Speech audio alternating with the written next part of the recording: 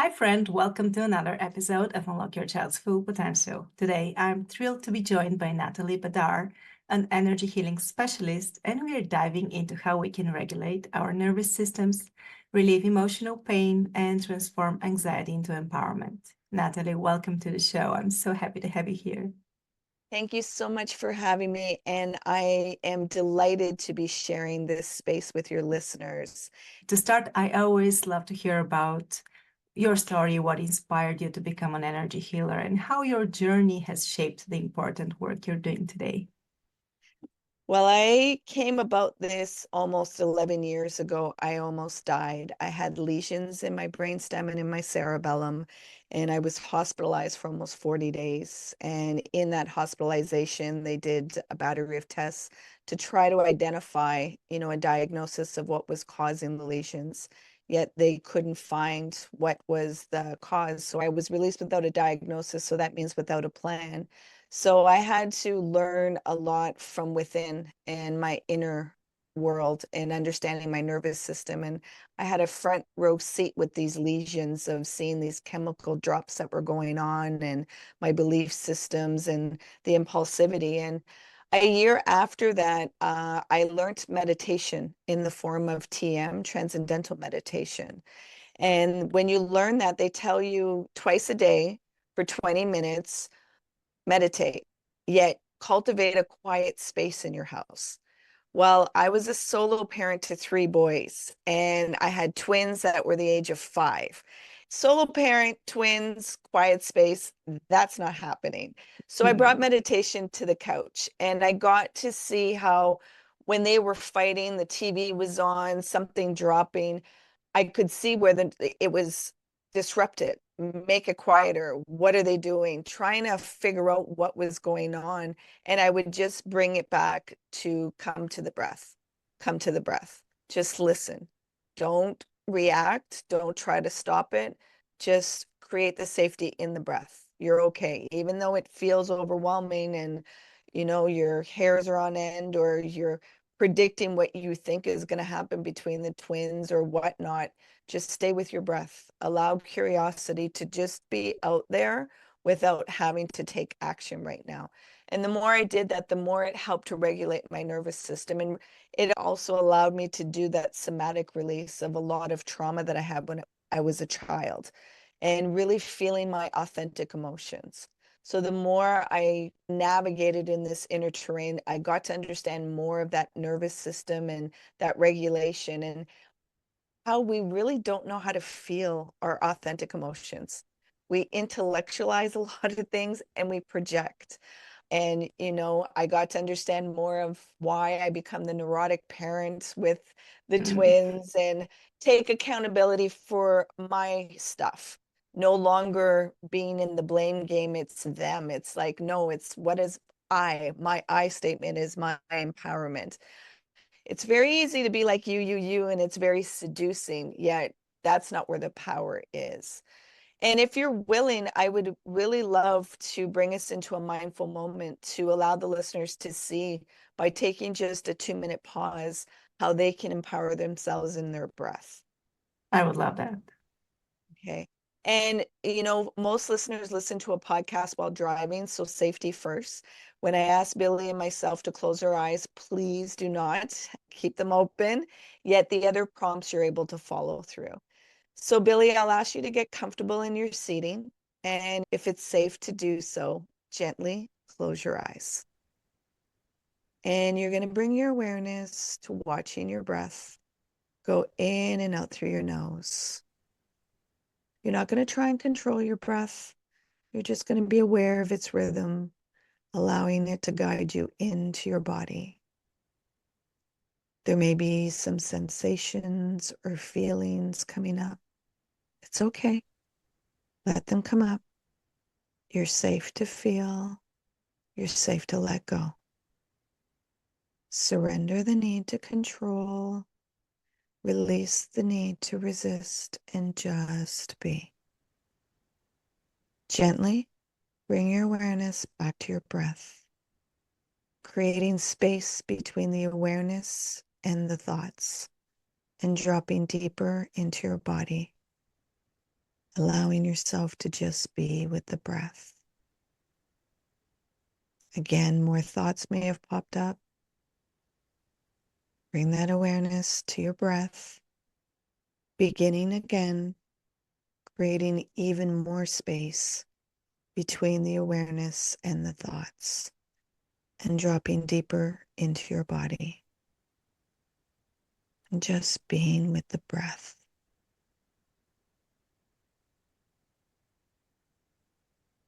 Now, at your own time and at your own pace, you're going to gently open your eyes while staying with the breath.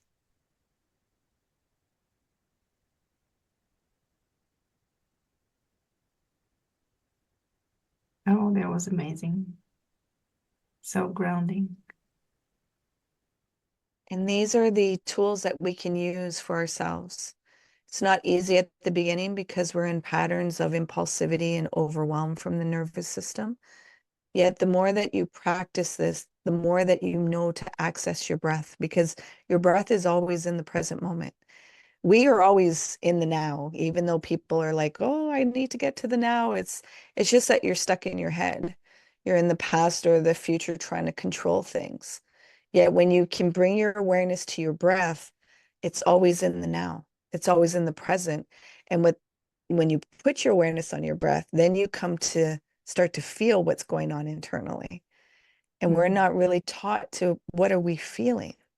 What's going on internally that may be hijacking our behavior and polarizing our perception.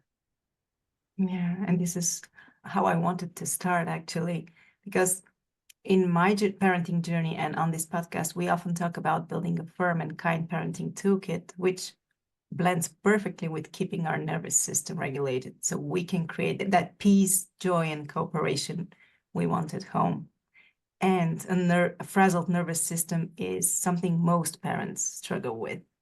And I wanted to dive into why we get so rattled when our kids misbehave. What are the root causes of dysregulation? Root causes, well, one of the biggest one is you're probably looking into a mirror of yourself that you haven't even been able to integrate for yourself. Many of us don't even realize or even know how to give the verbiage of fear or helplessness. We don't know how to feel those emotions. And being a parent, ooh, you have to witness pain and know that there's nothing you can do about it. And that helplessness that comes in there is unbearable. And so that's where you have to be the accountability of holding space for yourself to feel and acknowledge as soon as you're triggered, recognize it so that you can slow things down for yourself and be here and hold space for yourself. And a calm and cool collected nervous system, there's no such thing. It's going to get dysregulated. Okay. So the gentle, kind parenting, it's like, you're going to yell. You're going to cause some pain or injury or insults. The biggest thing is the repair. Mm. How are you taking accountability and showing and modeling to your little humans, you know what, this is what it is to be human, and take responsibility of apologizing and owning your stuff, letting I'd them like see. to think that although we might sleep sometimes, we create a space between the stimulus and response. Like we become more responsive and not just blow up like a volcano every time. So I would love to think that it's a progress. It takes time and patience, but it still happens. Mhm. What are your thoughts? You're human. Life experiences, as they grow, they're going to mirror things within yourself that you may not have felt at those stages. Like a Hmm. lot of people don't even realize, like, say if you experience trauma at a certain age, when your children become that certain age, all that stuff is going to come up in you because our nervous system goes off of feeling, and they're a part of your nervous system. So they're signaling, and you're like, wait, I remember at this age how I was feeling. Yet, if you've never integrated and allow yourself to feel those authentic emotions, they're sending you in a spiral all the time, and you may not even be able to give language for it. So you're not even able to access that space because Hmm. everything you're identified with the protective defense mechanisms of the nervous system. It's to learn, oh, I have defensive mechanisms. Let me surrender them. And to be able to surrender them, you have to create safety in your body to say it's okay to feel. It's with the body, Reflection right? It's not all the an time. intellectual process. No. If it was an intellectual process, the world wouldn't be the way it is. Hmm. If we could think our way out of this, the world would be great. Yeah.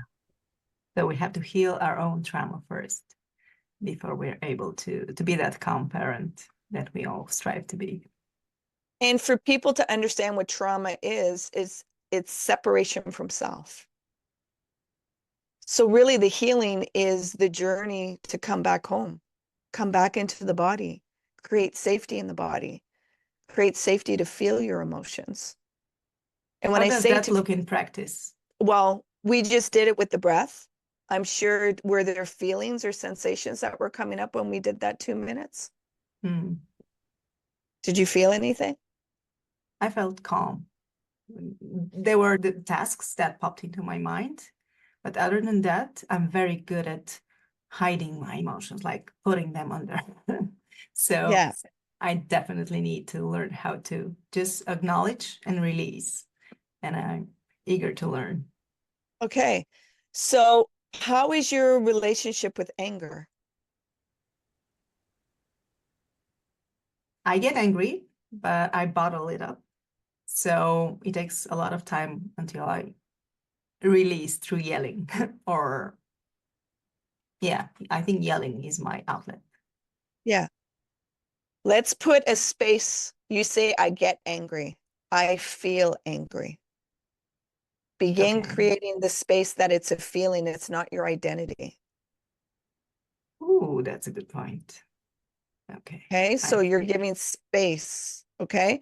Now, what is anger? Do you know what anger is? I don't know how to answer that. Anger is a protective emotion. It's the bodyguard of sadness and fear. So Okay. when you're feeling angry, you're protecting your vulnerability because your vulnerability doesn't feel safe to come out. Mm, It's yeah, not safe to show my sadness because I have to look like a strength or whatever narrative. It's not safe to feel the fear because I got to look like I have it all together.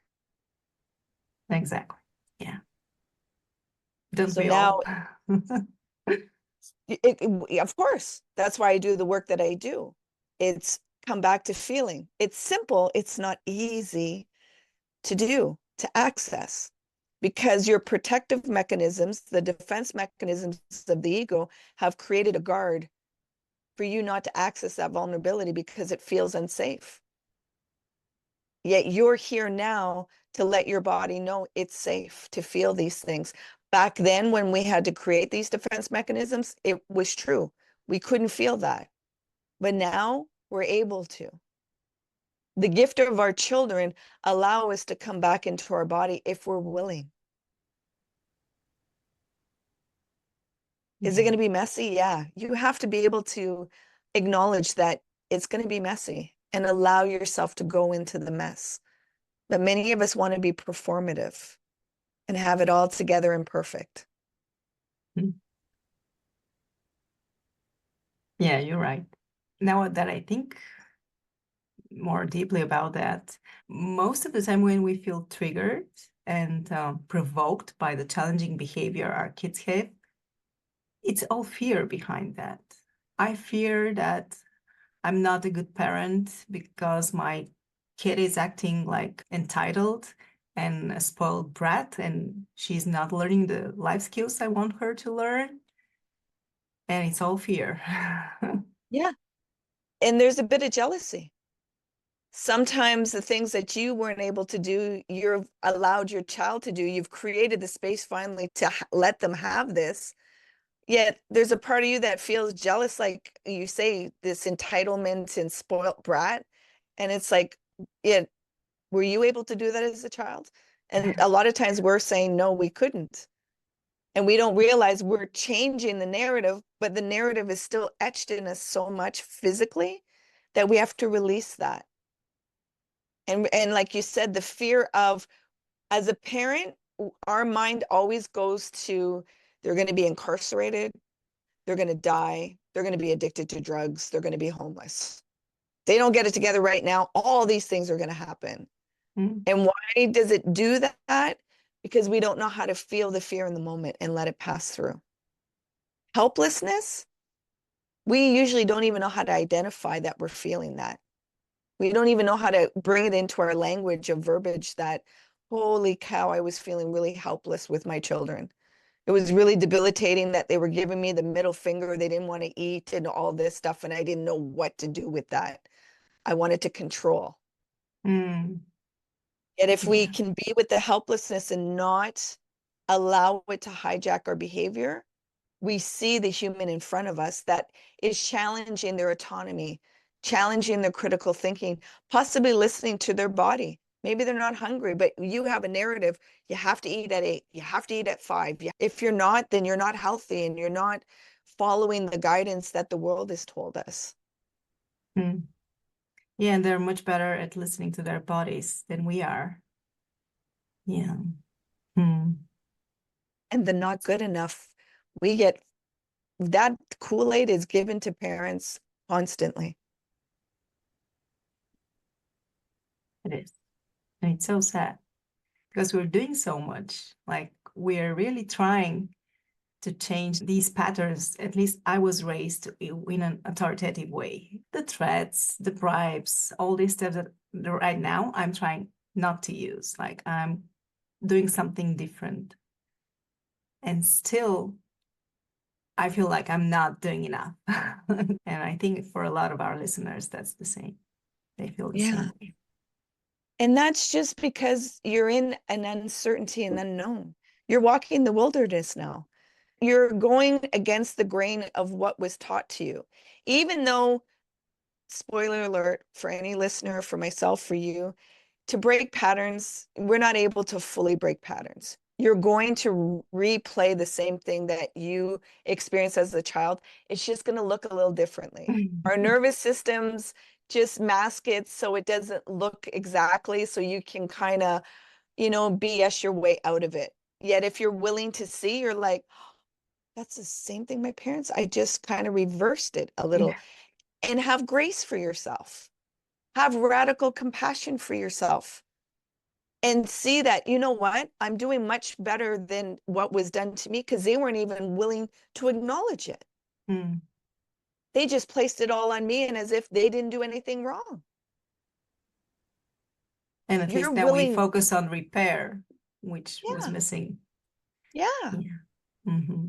Repair is the most significant. You cannot stay in connection 24/7, especially with our children. We're not even able to stay in connection with ourselves all the time. We need to take a break from ourselves at times because it's just too much that goes on. Our children, it's highly stimulating. You're self-judging, you're looking at things. Unless you're able to just observe and see them as a human being, it's a lot to be in connection because all these things get triggered in us. Yet it's being able to slow things down and take accountability and create language and modeling. They can feel RBS. They can feel the energy. Totally. Yeah. You could say whatever you want to say, but they're like, that tone, I know you're not telling the full truth, but you're telling me to be honest, but you're not fully being honest. And I can feel there's something going on. Mm. We want to protect them. But what are we protecting them from? Their emotions? Mm. And a big part in parenting is understanding and holding space for their feelings. And I know active listening is a part of that. So what does active listening really look like in practice? It means being able to acknowledge that you have a part of your mind that thinks it knows everything and that your children have no intelligence when it comes to Okay. parenting. The active listening means to be able to acknowledge that you're going to feel some feelings, yet do not let them put filters in your perception and try to control. Do Listen not. without having to answer.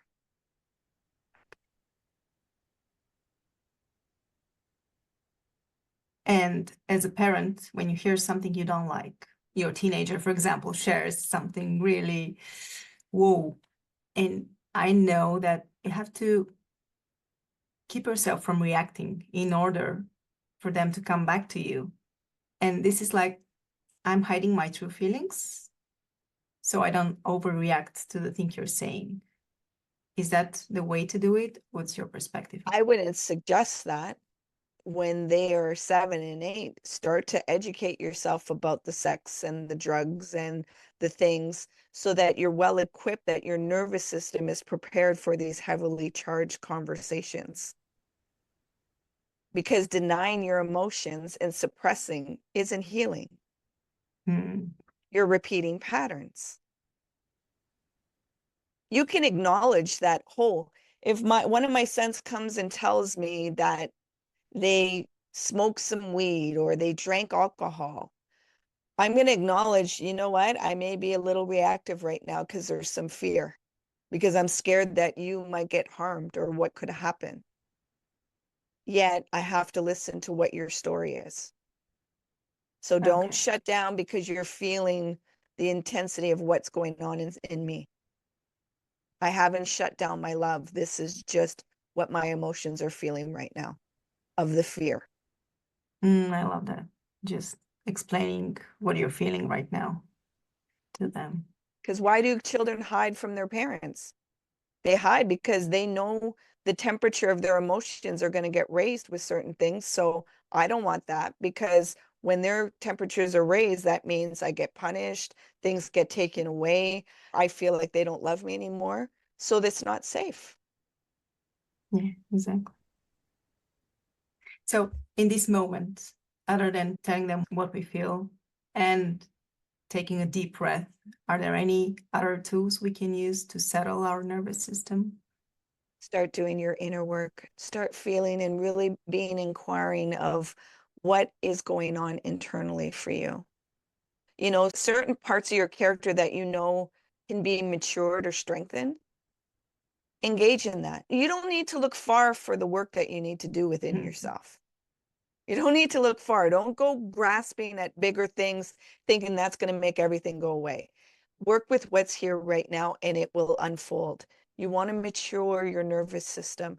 You want to be able to release those defense mechanisms of protection and patterns so that you can engage with the fear. It's not about not fearing. It's about having healthy fear and a healthy relationship with fear. Because your nervous system is built out of fear. And out of fear comes courage, right? Yes. Mm. It takes a lot of courage to listen to your child that is creating a lot of fear in you. Yeah, when you can hold that space and listen to them without interrupting their story, that's the safety and that's the change that we're looking for in the world. I would love to touch upon self-care as well. We all know that self-care is important, and it means different things to different people. Like for me, it's less about mani pedis, it's more about a walk in nature and a few minutes of silence amidst the chaos that we mentioned earlier. What does self-care mean to you? Self-care means regulating my nervous system, being able to process all the stuff that I've experienced. You see, the part of inner work, there's going to be all the stuff that you gathered as a child, and then you can clear it out. And then, you know, you have a nervous system that you understand your triggers. But moving forward, life is impermanent. So it's going to bring you experiences that are going to create reactions in you. And the self-care is not to do denial and make yourself feel better, which it does help. Yet if you're making yourself better, is it in a way to actually feel, or is it in a way to deny what you're actually feeling? That It's an you're kind of escape. using that, yes, toxic positivity, Mm, yeah, because it's just building up. So create definitely. space for yourself to process. And like you said, it may be a mani and petty, and somebody could sit there and be in silence. And finally, somebody's taking care of me. I'm getting human touch and I'm feeling better about myself. Nature is one of my go-tos. The Nordic spa with the hot saunas and cold plunges really helps me Ooh, I love to it. release the stress and tension. And I understand the chemical releases that are happening in those interactions. Vacation, swimming, water, all these things. Find what will help you to connect with yourself and to feel authentically.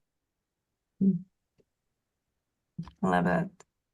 And before we wrap up, I would like for you to share about your own podcast, about the work you're doing and your services so people can get connected with you. So they can find me at liftoneself.com. That's liftoneself.com. And my podcast is under the same name, Lift Oneself. And I'm on social media, Lift Oneself. What I offer on one-to-one services, and it's done on Zoom because I deal with international clients, is regulating. And I create the safe space for people to feel and be honest and to step into that change so that they can feel authentically and step into their power. And the podcast, why I created it, was the intention to remove the stigmas surrounding mental health, that we can have dialogues to see it in different ways and also be exposed to different modalities. There's all kinds of different modalities around the world that you may not even be aware of. So I wanted to open that space up. Now that we have technology, it's so much more accessible. And on social media, I'm leaving little nuggets of wisdom and inquiries and even meditations so that people can see that they're not alone in this work that they're doing. And it's to create that community because we're not to do it alone. We're all walking each other home. So let's remember what community is and that we don't have to suffer in silence. Yeah, that's so powerful. Natalie, thank you so much for sharing your time and expertise with us today. It's been such a meaningful conversation with a lot of aha moments. And I know our listeners are going to walk away with so much valuable insight. It was a pleasure talking to you. Thank you. It's been an honor. Thank you, Billy, for creating this space for parents. It's very needed, and you are that light in the darkness. So thank you so much for having me.